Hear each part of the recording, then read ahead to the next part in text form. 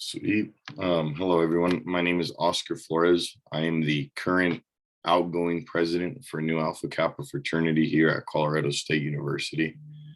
A little bit about myself. I'm a fourth year, about to graduate in about a week, studying construction management, and I joined my organization in the fall of 2018.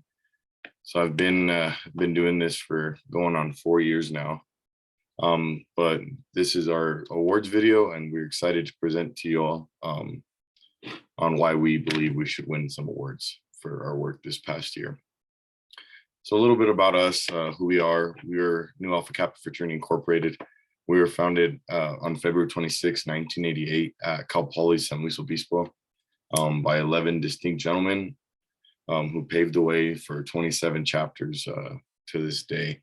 Our specific chapter here is the Mu chapter. We were founded on April 10th, 1999 by 7 gentlemen as well. And our 3 pillars are brotherhood, academics, and cultural awareness. So our 4 awards consideration, we're considered for 4 awards, which include recruitment and intake, academic achievement, external relations, and harm reduction. And I'll dive into each one a little deeper right now. So for recruitment and intake, we had a goal this year to highlight our organizational values at our recruitment events and have a stronger social media presence. We believe that we lacked a lot of that due to the COVID-19 pandemic. And, as things start to come back around, we want to, build those relationships back up and, start recruiting and start bringing some new members in.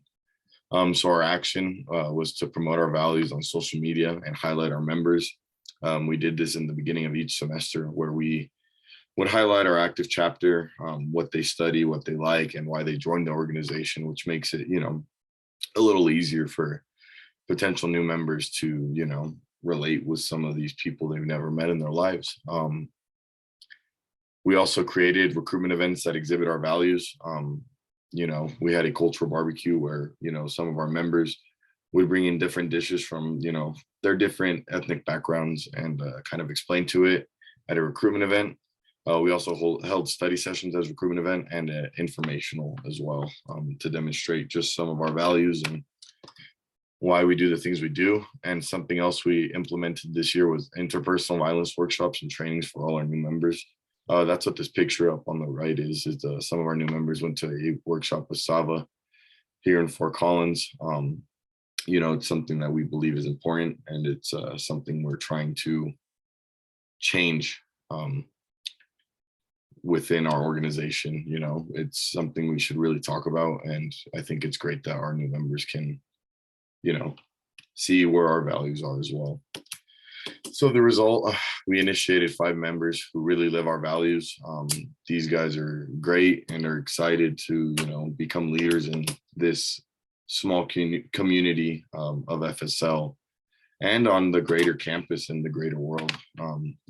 These gentlemen are great people.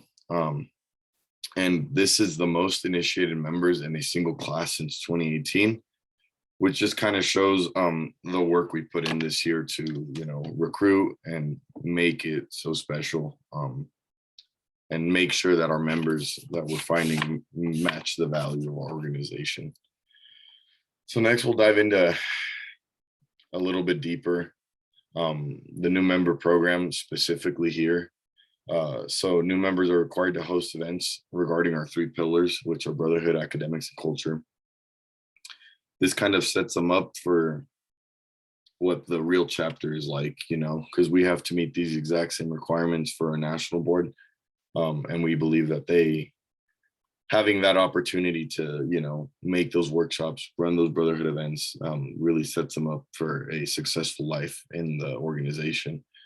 So for brotherhood, I host 2 brotherhood events, one with the active chapter and one with the alumni. It kind of just helps our new members meet a lot of people and, see the vastness of our organization at the end of the day. Academics host 2/attend 2 academic workshops.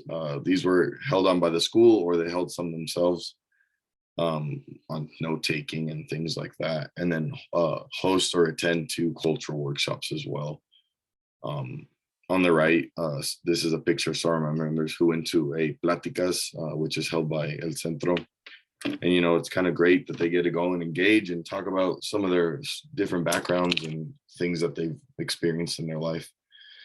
We also have a term GPA of 275. This is a requirement to join the organization. If you do not have a 275, then you are asked to leave. Just because at the end of the day, we hold each other accountable. And if you really want to join this organization, we would support them to bring it up. But if something happens, we stand by ourselves and believe that, it is important to hold a good GPA. And attending hazing prevention and interpersonal violence workshops. Those were hosted by the chapter leadership at this specific chapter with one of our alumni advisors, just to kind of, again, go over the interpersonal violence stuff and make them understand that we also don't haze as well. We have a 0 policy for hazing, 0% policy. So here we have academic achievement. Our goal this semester, the original goal was to increase our overall grades and have members join Order of Omega. At the end of last semester, we decided to have a new goal to maintain our success from fall 2021. I'll get into that a little bit later. But some of the actions we had was bi-weekly grade checks, monthly study hours, 3 hours minimum, and personalized action plans for our members, where we would essentially find the lowest grades, see what assignments can help our grade go up, and kind of move on from there. So the result from that, our spring GPA in 2021 was a 2.875, and our fall 21 GPA was a 3.1, which was a significant jump. Just to put that into some context, we were second to last in spring 21 GPA in IFC. And coming into the fall semester, we were actually 6th from the top now. So we made a huge jump this year. Our new member GPA is currently a 2.91, and we're anticipating our spring GPA this semester to be a 3.0 as well. So here we have our grade checks and study hours. Here on the left side, we have a action plan that I was describing to you. So we take our current GPA and how many credits we're taking and our corrections, and then we go through each class and see why our grade is low, what our new grade we would like to be, and what assignments can help us make those grades go up. And then we go into what to work on. Some people have a lot of personal issues going on, so we can address those by talking to some professors. But also what grades can help us go up by what assignments, what specific GPA we need, what specific percentage in a class we need on the test to push it up, and how to fix it, how to fix the issues. We list those out as well right here, and then our study plan, and then our log, our study log at the end. And on the right, this is just some of our brothers meeting up at our house to go over any assignments and, just study at the end of the day. So next we have external relations. Our goal here was to have more alumni engagement at the end of the day. We decided to do this by having 2 brotherhood events a year. So the action, we were actually really fortunate this year. Our specific chapter for the Alumni Association just got chartered about 3 weeks ago from today. So in April of 2022, we were fortunate enough to get that chartered. So now we hope to have more engagement there and also have constant communication with our alumni on the Facebook page. A lot of these older guys like to use Facebook and they interact with it well. So we would like to post there more often. And the results, we had 2 successful brotherhood events this year. This top one on the right was the homecoming tailgate we had with our alumni. We had brothers coming from California and Texas. and the Denver area, to come and see what the chapter's like now, meet some of our newer members that they didn't have the chance to. Along with that, we had the most engagement since the COVID-19 pandemic. I guess that one's pretty self-explanatory. We didn't have the engagement we wanted just because of the pandemic, which makes sense. And we also had lots of alumni during our initiation ceremonies, which is super special because our new members can really meet with them in person and, see how special this organization is to not only the new guys, but, our older brothers who have already lived it. And lastly, we have our harm reduction. So our goal here was to have our continued success with SAVA. SAVA is a third-party organization that stands for Sexual Assault and Victim Advocacy Center. They're located here in Fort Collins and in Greeley as well. So we wanted to continue our success with them, and we wanted to implement guest lists and plans for our social events to prevent interpersonal violence as well. With that being said, the action was to continue having our 3 workshops with SAVA, which I will get into later, implement guest lists for social events, and have our new members do the same exact trainings we do. So they, like I said before, so they understand what our values are and how to prevent harm from happening to others as well. So the result this year, we had 0 incidences. I believe it was because of our good planning and our good risk management at the end of the day. We found a better system to support our survivors of interpersonal violence, whereas our old way was a little bit too rough or too direct, I guess we can say. We were speaking with organizations and other multicultural sororities, to be specific. And we kind of mentioned how our initial support system was to make an immediate report. But after speaking with some of them, they have expressed that that can be really triggering for some people. So we, at the end of the day, left the choice and left the power to the survivor.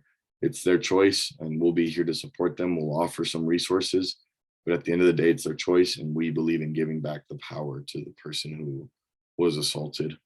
And another result was continued success with our third-party organization, SAVA.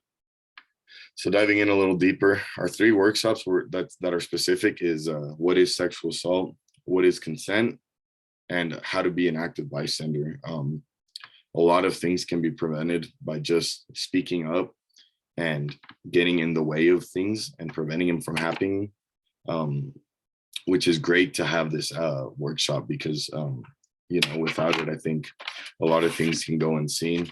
But having all these workshops really opened up the eyes of this organization and our chapter specifically to noticing these things and noticing what's right and what's wrong.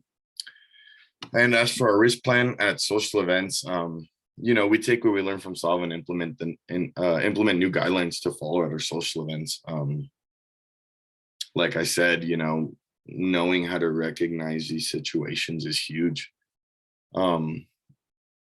So one of our new things we did was a 2-week notice to our risk chair for any social events. This included tailgates, socials, or BYOB events. Having those 2 weeks can really help us plan out everything. With that, being said, we have implemented guest lists. So we have a specific guest list, and if you're not on the list, those members are not allowed to enter, or those people are not allowed to enter our event. Which really helps us mitigate risk as well, because we know who's coming in and who's going out. With that, we also choose sober monitors. This year we've been doing 4, and we were in a chapter of 8. So that really helps us keep the visuals out and keep people aware and coherent so they can help out. And also we've been reviewing the risk manual hours before the events. This kind of helps our members assure that they understand everything that's in our risk manual, emergency assistance, how to support survivors, and how to take care of intoxicated guests, which is huge. How to support them, how to make sure they get home safe, calling lifts, calling ram rides, and stuff like that. So with that being said, thank you guys so much for your consideration. We hope that you consider my organization for these awards, and thank you for supporting us as well.